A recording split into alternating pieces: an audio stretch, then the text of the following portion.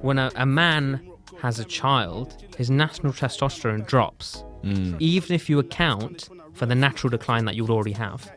This is a scientific trigger telling men to simmer down and look after their child. Wow. This goes contrary to the idea that we somehow don't change at all in order to bear children. Our brain changes when we have a child. As a man, this is all man stuff. That's crazy.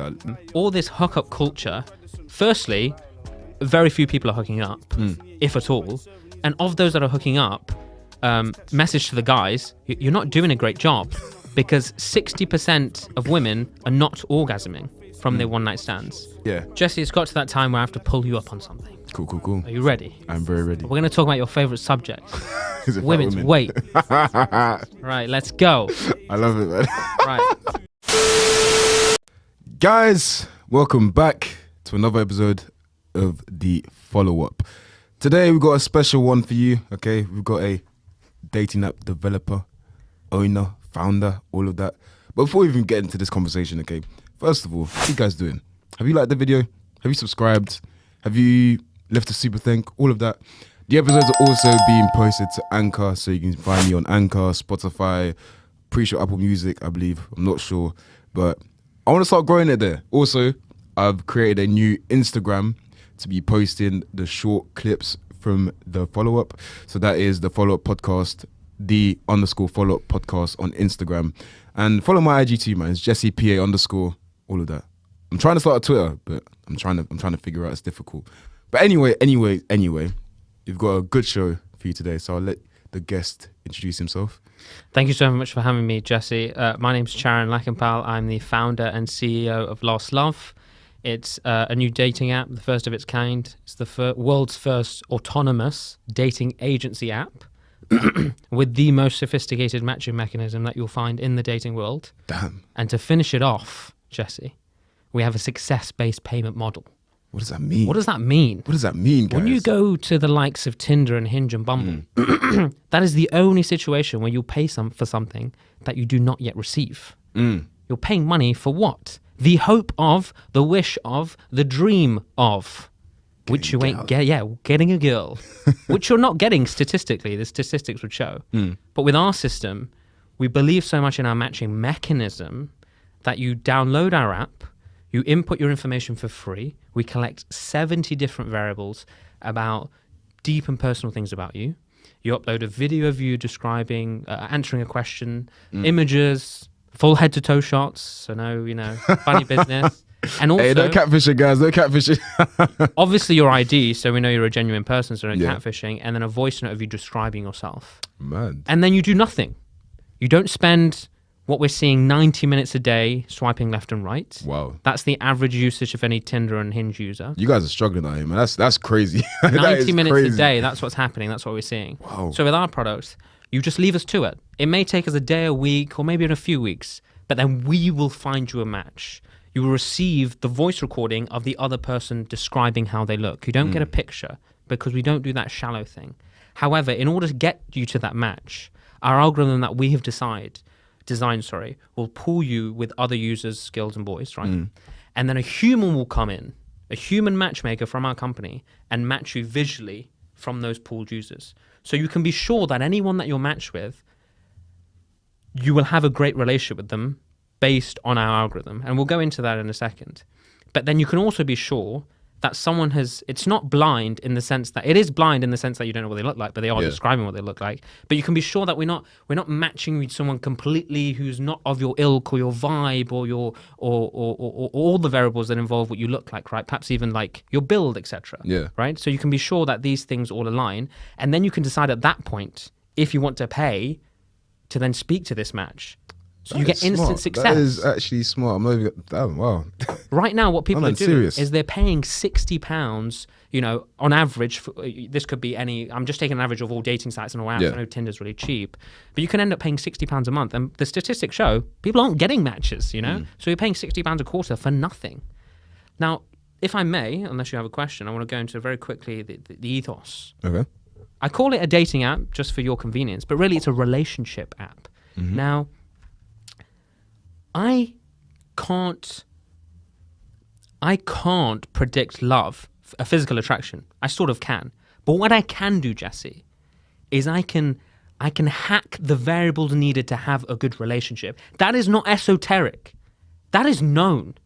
We have the science. We have Asta Perel. We have John Gottman. We have Adam Levine. We have Jordan Peterson. We know it's not unknown to us what it takes to have a good relationship. If your past, present, future, your view of politics, your spirituality, your attitude towards money, trust, if these things align, you're going to have a great relationship. So you can be sure that we're going to introduce you to someone who aligns with you in this way. All that's left for you to do is fall in love. No, I've got a question. What do you think is causing this level of singledom that we're seeing nowadays? Because obviously everyone's reporting the fact that people aren't getting into relationships. So why are people struggling so much? Let me give you the stats and I'll answer your question. Tinder, daily 1.4 billion swipes globally. How many matches? Not dates, not she replied to my message, just matches.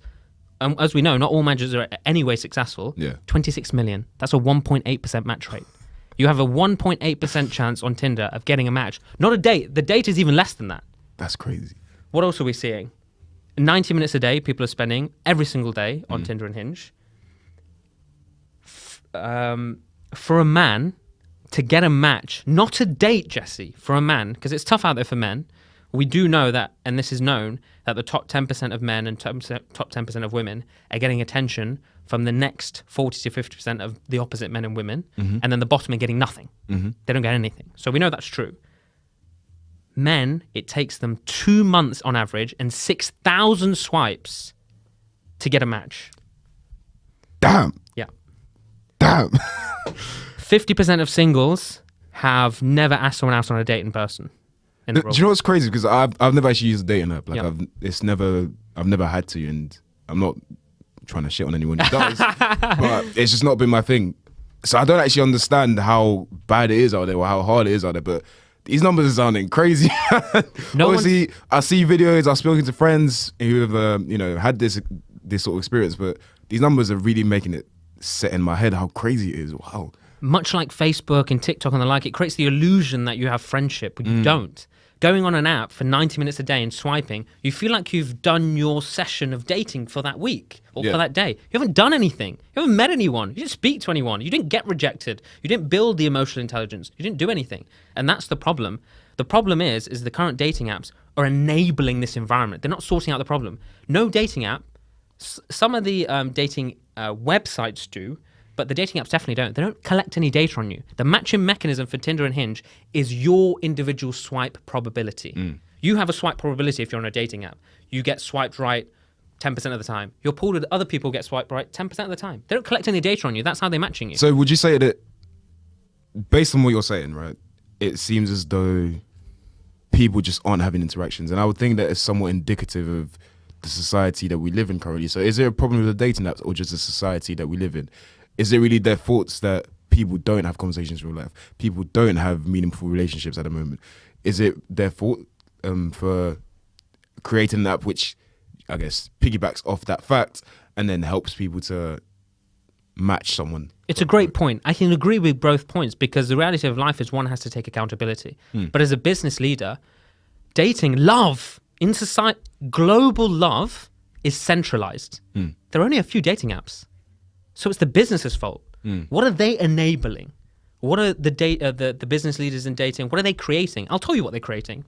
The last dating apps to come out of London or New York is a dating app called Field, where it's like encourages polyamory, is to find a third for your relationship. There's another dating app that matches you based on your music taste, because that's really important, isn't it? There's another app that's come out of the US that will match you based on your fetishes. That's a bit mad. Business leaders. Wait, what's this like? That's mad. That's what It's called, I can't believe I'm telling you what it's called. I'm like plugging another company. I think it's called Waves. Yeah. That's mad. And you're matched solely based on what your fetish is. Like, what kind of society are business leaders enabling? But wait, what if, so like, let's say a guy likes to deal with toes. Like, Yeah. they're like, that's crazy. That's wow. Mad. Yeah. Wow. So in short answer to your question, I think it's the responsibility of business leaders, and this is why I come with a message of hope. I come with aspiration, and I come with positivity that we have fixed this. It's fixed. and we're coming to market for you guys. We're going to fix this and we're going to help. Or just final point I want to add on the dating app situation, and you're not really into dating apps, so I think this will surprise you. Tinder is owned by the same company that owns Hinge. Oh, wow. So they're playing both sides. I did not know that. They're playing both sides. I did not know that. So they're fucking you up in your early 20s when you're just sleeping around, and then when you want to get serious, they're making money off you again. When you're in the late 20s and early 30s. I know all the ads for Hinge say that that's a dating app you're meant to delete or whatever, but... A dating app designed to be deleted. All they did is they had real success with Tinder. They realized it turned into this sausage fest, and they're like, oh no, the consumers are going to need a safe haven. Let's create it. Yeah. But then let's create a bad one where it doesn't really do much. All it is we as a society have decided that Hinge is the nice place and Tinder is not. Tinder itself inherently doesn't collect any data. They have the same matching capability as Tinder. Yeah. They're owned by the same company. But we use the same algorithm and everything, yeah. Another thing to sort of, and we're going off topic and we can move on, that's fine. But what we're finding is all this hookup culture, firstly, very few people are hooking up, if at all.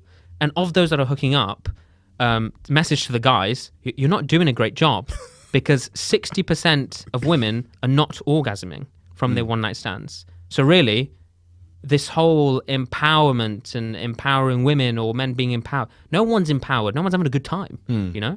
And women in relationships are reporting upwards of 75% of the time they're orgasming, you know? I mean, I think if you do any, even if it's like basic level reading, you'll find out that people tend to report better sexual relations, satisfaction when they actually have a deeper connection with the person. So of course it would make sense to me that if people having one night stands, it probably isn't the best out of what a sexual experience could be. So I'm not at all surprised. And I think another point that I'd like to make is we would like to make marriage great again. We think it's possible. I think our young society and even my generation, we're very uneducated about what it takes to have a great relationship. A 100-meter sprinter and a 400-meter sprinter, different diet, different clothing, different training, different mindset. You may be great at dating. That has no bearing on your ability to execute a great relationship. You are not learning anything. You're not learning anything emotionally, spiritually, or objectively any intelligence to serve you when you're in a relationship. To get good at relationships, you have to relationship. See, obviously you said you want to bring back marriage. Make marriage great again. Me personally, I'm a Christian, so marriage is something that I advocate for. It's something that I'd say is a good thing. But many of my viewers would argue otherwise. So how would you try to convince them that marriage is a good thing? Marriage is the thing they should be trying to go for? I think this is a question of perhaps monogamy versus polygyny. Okay. And guess what? If you're not married, you're polygynous. Let me explain why. Society has created polygyny. Okay. The sleeping around culture is polygyny in essence. There's an essence of polygyny in the air, and polygyny does not work, right? We have the studies. The studies have been done in West Africa and Central Africa, where it's not just religiously led polygyny, it's culturally tribal led polygyny, and they've done the studies. What we find in societies is when societies are primitive, not in an offensive way, but when societies are primitive, or what happens is polygyny needs to exist in order for people to survive, right? And for the women and the females in society to survive, they need to go to where the resources are. But what we find is this natural movement towards monogamy because polygyny promotes inequality, social and economic.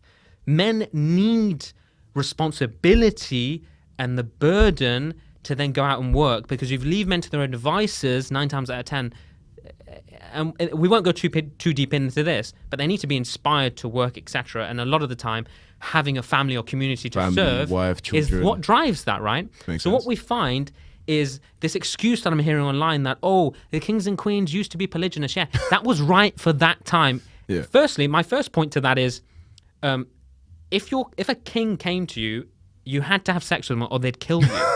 The girls, all those 10, 20 women that the king or the I don't know what you call them, the fucking, whoever they were back in the day, all the kings and the queens and the dukes and the duchesses. Yeah, the sultans, all of them. If those girls refused to have sex with this king or the sultan, he would kill them. I mean, yeah, there was no consent or whatever, or is this okay? Do you want this? Are you there was none of that, of course. It was send her to my room so I can lay her. She probably didn't move. She probably laid down and he did his business, fantasized, gave her the worst sex of his life, and then left. So you mean the same experience most women have these days, anyway? Absolutely. So this argument that we should look into the past of polygyny and then use that for what's happening now it's not just socially, it's factually incorrect. The studies have been done in West Africa and Central Africa. So naturally, societies move to monogamy because then it distributes evenly women, men, and resources that are necessary. And what we're finding in West Africa is communities where that's not happening, the people, the young men are the only ones that suffer. The women don't suffer, and the wealthy and well-resourced and sort of best men, they don't suffer. The young men, often who don't have resources because they haven't had a chance to execute yet, they become violent. And they become very sad, and they become very depressed. And that's what we're seeing right now. Well, yeah, we're definitely seeing that nowadays. We're living in a polygynous society. We're not holding...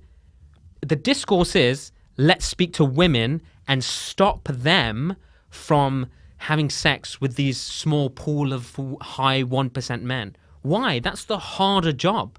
Why don't we get all these so-called, which I don't believe in, 1%ers in a room whose vernacular we speak and say to them, look at what you're doing to society. Look at what you're doing to your brethren. This is wrong. You stop. Forget the women. We're men. Let's talk to men in our vernacular. Let's go to these 1%ers who I believe are not real men. They're boys parading as men. You're boys. High-value men, basically. Let's get them in a room and tell them, listen, look what you're doing in society. I can't remember the gentleman's name, but there was a really funny video of this black gentleman. He was interviewing Kanye's ex, and he said, the slut maker joke, right? A man can't be a slut. He can only be a slut maker. Like, this is ludicrous. You're destabilizing the society. You are making hoes out of all these women for your brethren. We're the ones who are going to suffer. We're going to have to fix all this, and you're blaming the women? That's wrong. I mean, just to add to your point about, marriage being needed or men needing something to, I guess, encourage them or, motivate them to work. Every statistic shows that men who are married, men who have families tend to make more than their counterparts who don't. So I think it shows you, in a way that having that there, knowing that you have that duty towards your family, towards your wife, towards your kids, to support them and to provide for them, it pushes you to make more and to try more and to take more risks in order to, provide for them. I remember you have discussed this before. You also mentioned correctly before that married men avoid certain types of diseases. Yep. It's crazy. You wouldn't even think that, but yeah. And the statistics show, this is data, guys. This is numbers. The more highly educated your wife is, the even less like you are, your death rate is lower. The more educated your wife, the longer you live as a man.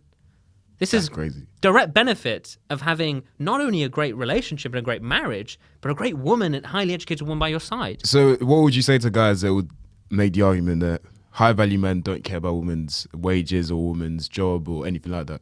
Because this is something I hear a lot, and I push back on it because, as I always talk about, I work with a lot of these men, and yeah, they might not say that they care about women's job or women's wages, but they happen to always end up with a woman who's in finance, a woman who's a doctor, who's a lawyer. So what would you say to men who made the argument that high-value men don't care for that? What would you argue? In the discourse, we have this make-believe 1%er that the discourse is talking about, and then we have the 1%er that we know and we interact with, right? The discourse 1%er is this guy who's, made his money somehow, maybe through porn or whatever, and he's really successful, and he believes in sleeping around, and he believes in not having one wife, etc. And then you have a real 1%er who's successful, doesn't feel the need to sleep around, is monogamous and is happy and believes in marriage and children and all the rest of it. So, but I want to make a last point on, I want to address your point on polygyny just to sort of close that off. We have the data from the outcomes for women and daughters in polygynous relationships. What are we seeing? We're seeing low self-esteem. We're seeing low satisfaction. We're seeing abuse by 10% of women. So all the women out there who are being tricked into the dog whistle that they should get with these 1%ers and live these great lives, you're not going to be living a great life. 10% of them are reporting that they're being bullied by their husbands or the other wives. What's the statistics here? Let me get them for you. 86% are reporting emotional distress, 17% are reporting fear, 58% are reporting low self-esteem, 64% are reporting loneliness. So this idea that you're going to be in this polygynous relationship and you're going to have access to all these resources and you're going to be the happiest you are in your life, it's wrong. It's not going to work. And I think it's important to say that it's wrong for, it doesn't work for both sides, whether it's the man or the woman, or the woman or the man, sorry. Because I think a lot of the times we hear about all these men on platforms talking about how you deserve to have multiple wives, you deserve to have multiple women. But we all know the stress of having one woman and taking care of her needs and whatever it is that the relationship requires. How can you actually provide for multiple at the same time and make it so it's easy? You can't tell me it's easier than having just one. Some people make the argument that, but yeah, it's going to motivate me to, work even harder to maintain all that. But as a high value man, if you claim you want to be that, you won't have time for that. These men barely have time for their own kids, let alone multiple wives.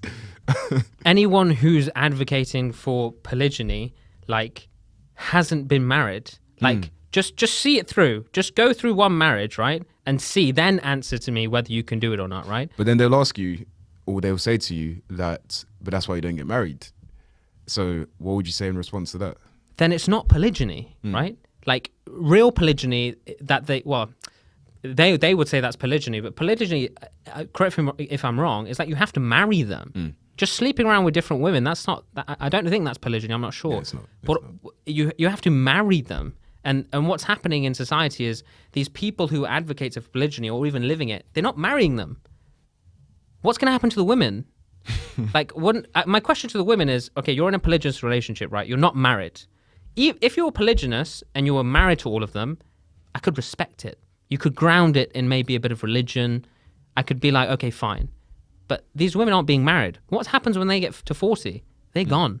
So the message to the women, what are you doing? What's the end game here? What is the end game for you?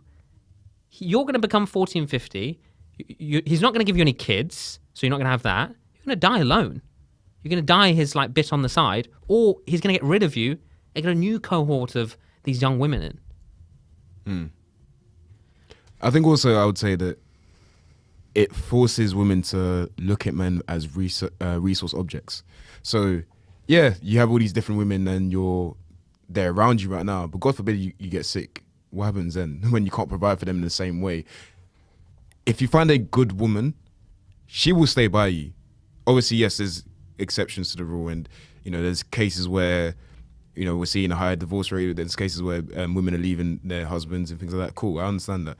But again, the studies show that men who get married tend to be healthier because of their women who stay by them and help them through all these diseases and sicknesses. So if you're a stats-driven man, like we say we are in these sorts of communities, it's probably better to be in a monogamous relationship than to be in a polygynous relationship. Yeah, people who have this mindset, they're not really living life. You don't really have a community. You don't have any responsibilities in your life, but you're not invincible. None of us are. Someone's going to die in your family.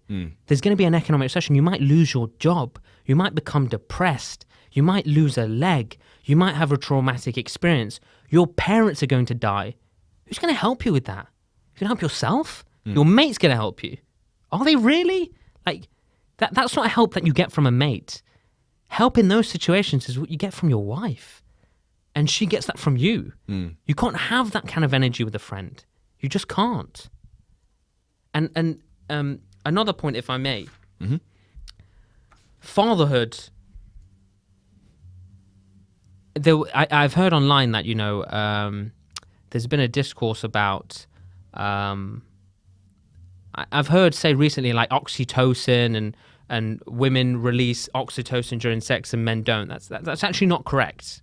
Men also release oxytocin during intercourse, just not as much. And oxytocin is not exclusive to women. It's generally, we both experience oxytocin. Hugging, kissing, eating a fucking chocolate donut releases oxytocin. And they're creating this idea that because women have to bear a child for 9 months and we don't, that is science and evolution telling us that it's permissible for us to sleep around.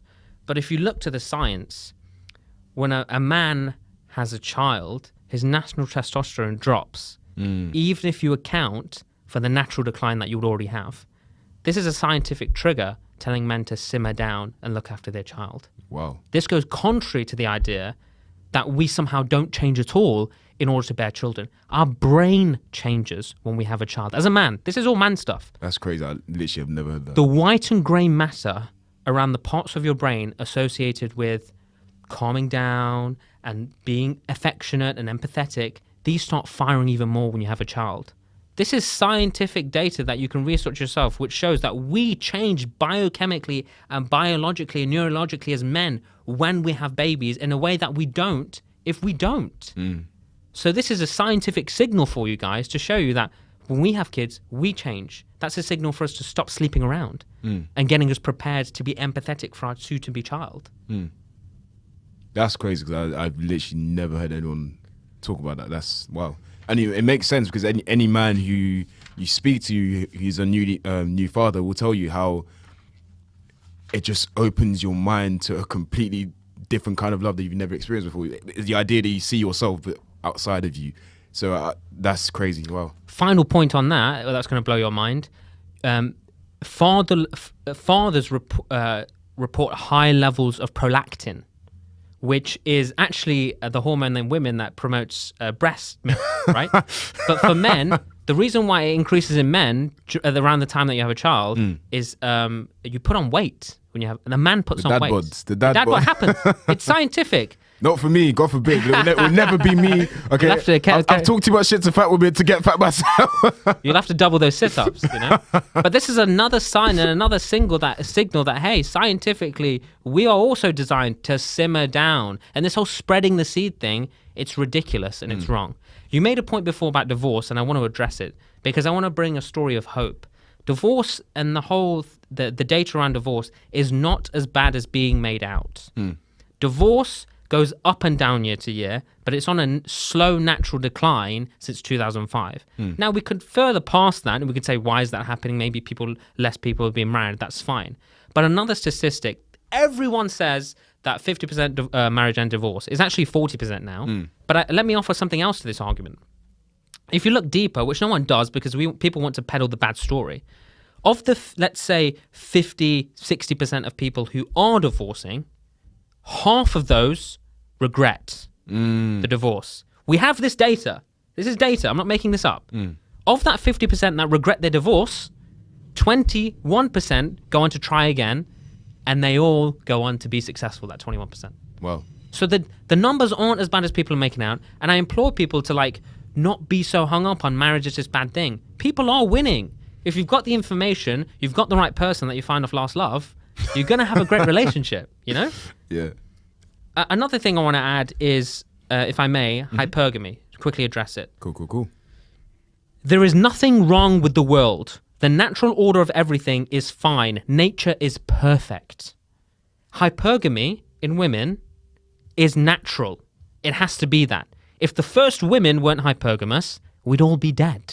We wouldn't exist. Yeah. Do we have an issue of hypergamy and ridiculous hypergamy? Yes, we do. I think that's bound to happen in a society where the disparity between the rich and the poor becomes greater every year. So it makes sense that would be the case. On a side note, do I think the discourse is dog whistling to women that would have never cared about it? Yes, I think that's also a thing. I think we've shaken the bush that we really want to shake, because now women who were never that way inclined are thinking, hey, maybe I deserve that, right? And they would have never otherwise thought that. The 6 foot, six figures, six-pack man, yeah. Absolutely. Nowadays but when you're looking to women, men and women, because we are yin and yang, we are equal in our opposition. We're not equal. Listen to what I said. We're equal in our opposition. So when I'm one of 4 brothers, never had a sister. So when I started dating, I didn't get them. Like I don't get these guys. Yeah? Yeah. So what did I start doing? I didn't start crying and start being mean to them. I wrote some books, man.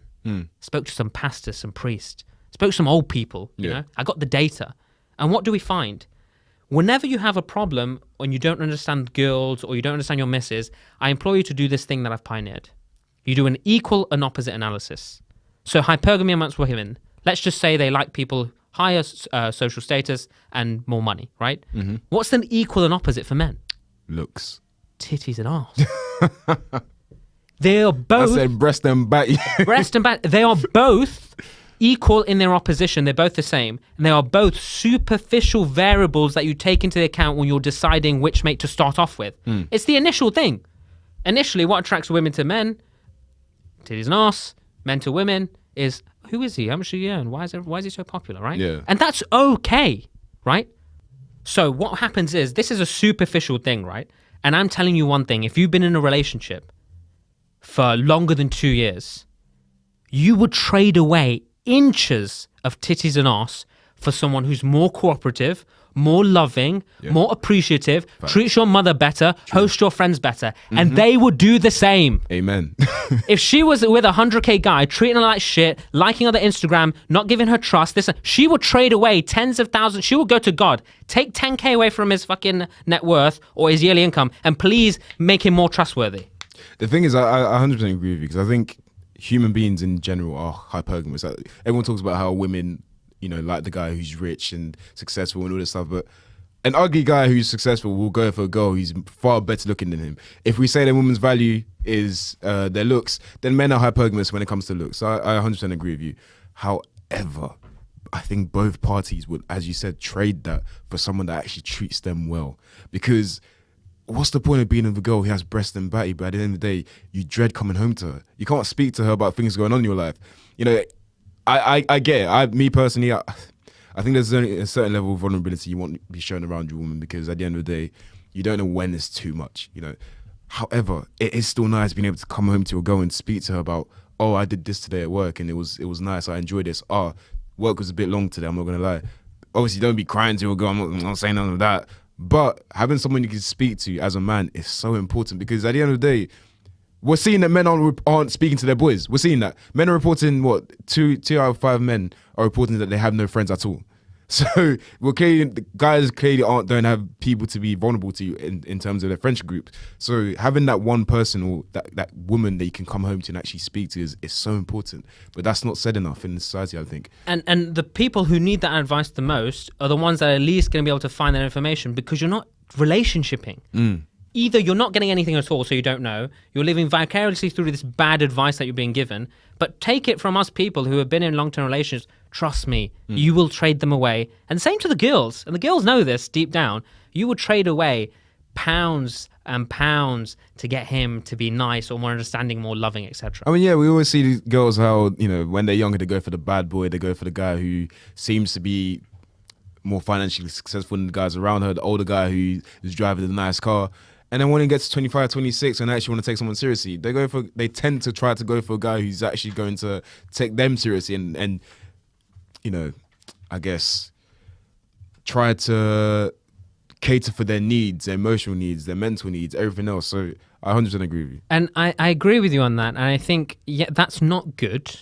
But I think me as a guy, if I may be my gender, but in solving this issue of this, like, sleeping around all this, I think that the conversation needs to be had with these men.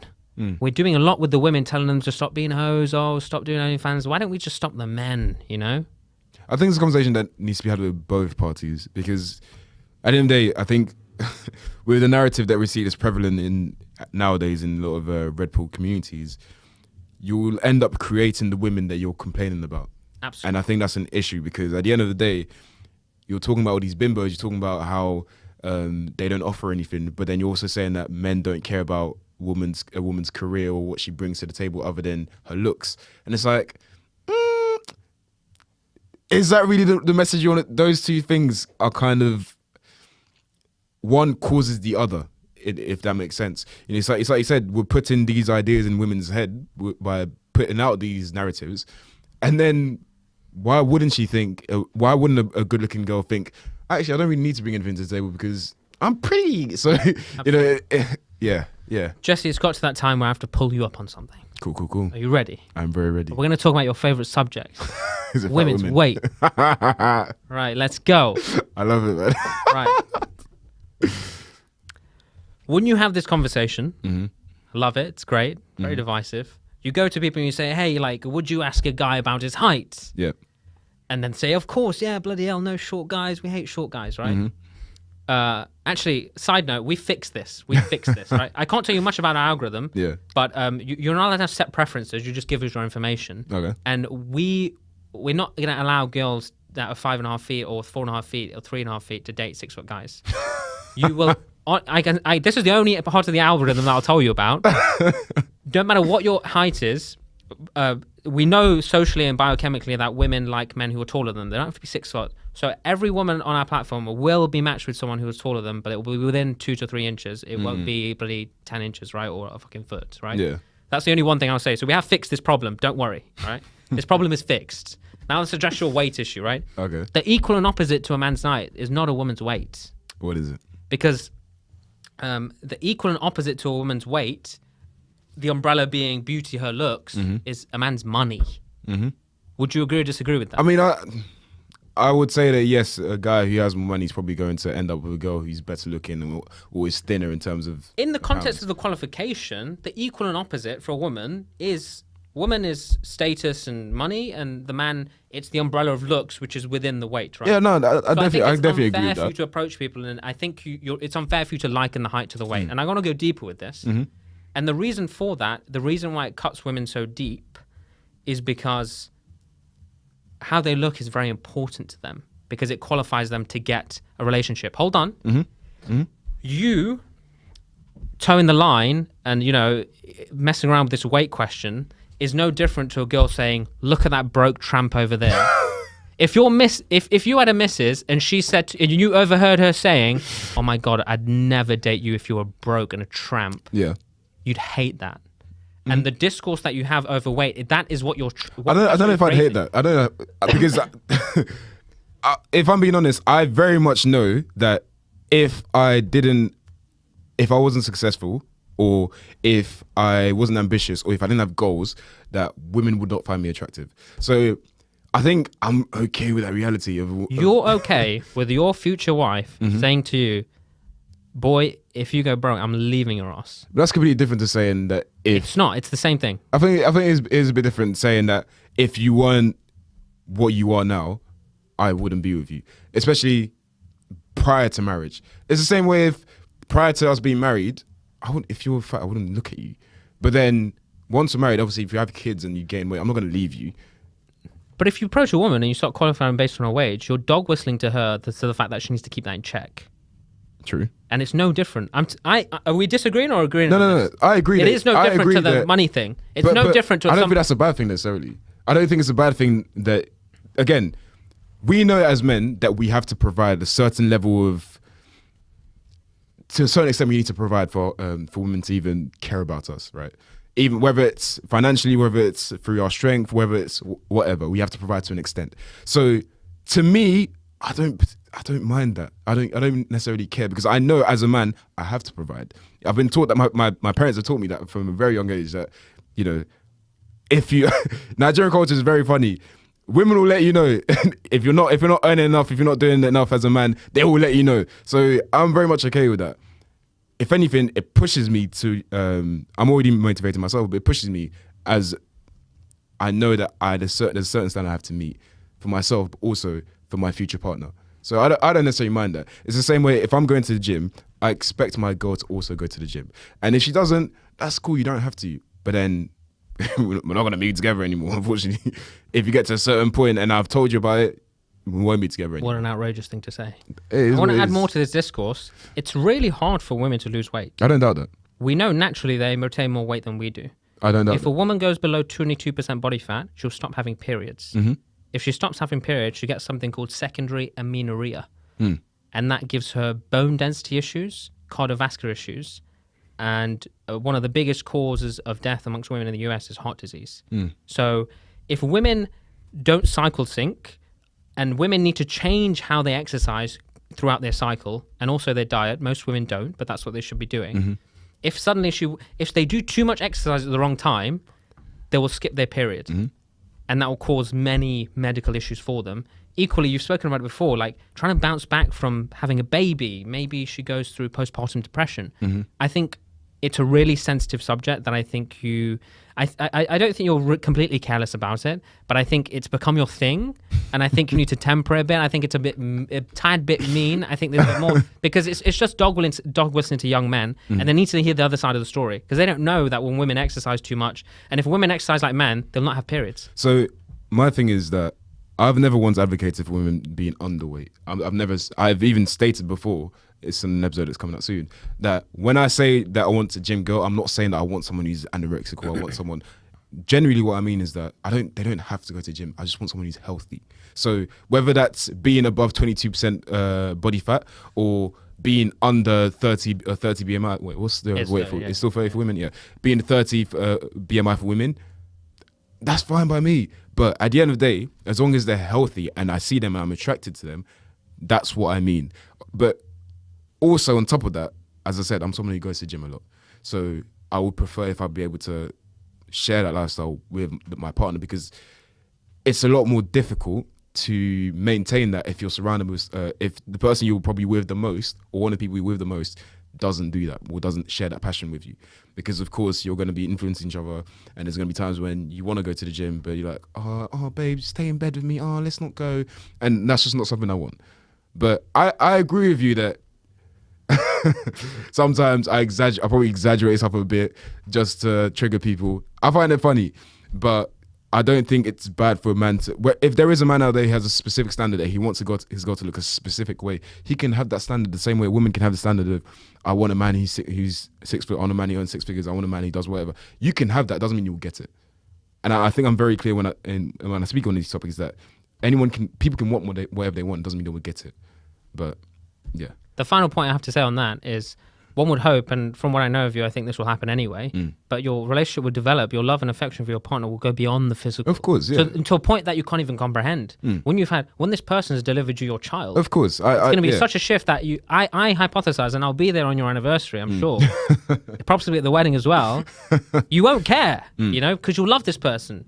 And I hope to see that day. Of course, I think once I decide to get married and, we'll have kids and whatever, I will see my partner differently, right? I can very much appreciate that. Gosh, we've tempered him. Bloody hell, he's changed, man. I've been saying this from the time, okay? I'll never leave my wife if she gets fat. However, prior to that, hey, if we're getting a bit too big. But I do think, of course, when you get married, things become different. When you share a family and everything, you will see your partner differently. Generally, I also want her to be going to the gym and trying to keep in shape. I understand that once you have children, once you're working, things like that, it changes the dynamic a bit, of course. I can, yeah. But I don't want it to go way too far on the other side, right? If just you get married, you have babies, and then straight away just let yourself go. That's just, that's not for me. Sure. But it's come to the end of the episode, unfortunately. I actually enjoyed this. I really did. I need to get you back on because this episode is going to be a bit short, but I need to get you back on because we have more to talk about. I enjoyed this. Sounds good. Thank you so much for having me on, giving me the opportunity. It's a pleasure meeting you.